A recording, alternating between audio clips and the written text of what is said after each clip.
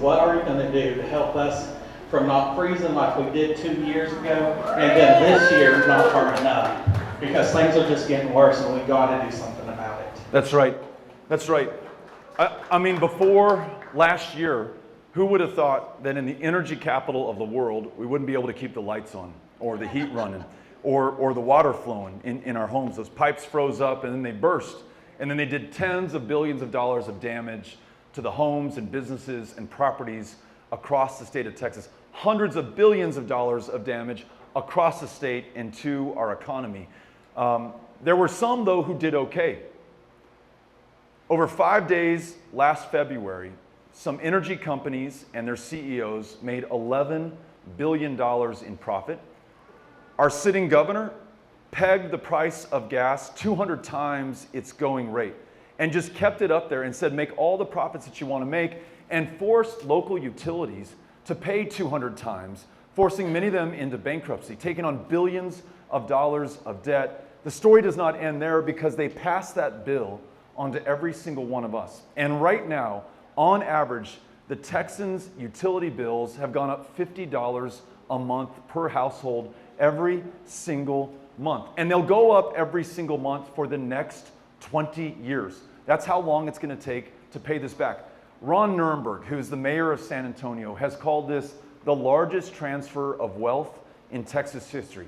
Taking the money from all of us, homeowners and renters, and sending it to those corporations and to those billionaires, who then turn around and cut Greg Abbott $1 million campaign contribution checks.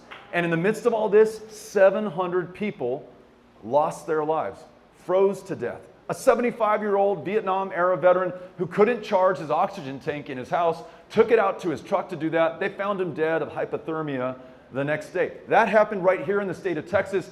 And if you were not paying attention last week, and for some reason they decided to release the news at 5 p.m. on a Friday, we learned that 6 power plants tripped offline. We do not have the capacity in the state of Texas to meet the demands that we have. They asked all of us to set our thermostats at 78 degrees. And I want to thank whoever set the thermostat here, because it feels like about 78 degrees right now. This is what that feels like.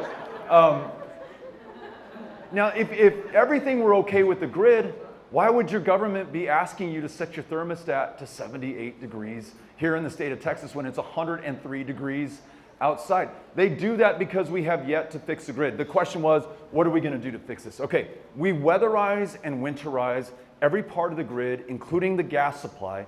Last February, gas froze, literally froze at the wellhead. You can't get it to the generators when it's frozen there. You need to weatherize and winterize, just like they do in the other states in this country. Number 2, we need to connect ERCOT, which is our grid, with the national grid so that we can draw down power when we need it.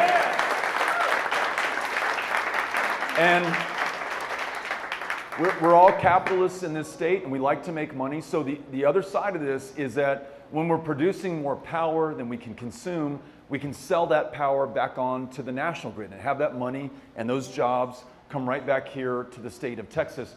We need to claw back that $11 billion that was stolen from us, turn it back over to the ratepayer to bring your utility bills down, and then we need to have an independent market monitor. It's kind of like having a cop on the beat to make sure that gas traders can never overcharge times 200 again and force utilities into bankruptcy. Those 4 common sense steps are agreed upon by most Texans. The only people who do not like it are the governor's biggest donors, because it cuts into their profits and their ability to price gouge us during a disaster. So we should be able to count on the grid in the state of Texas. When I'm governor, we will do that. Thanks for asking the question. Appreciate it.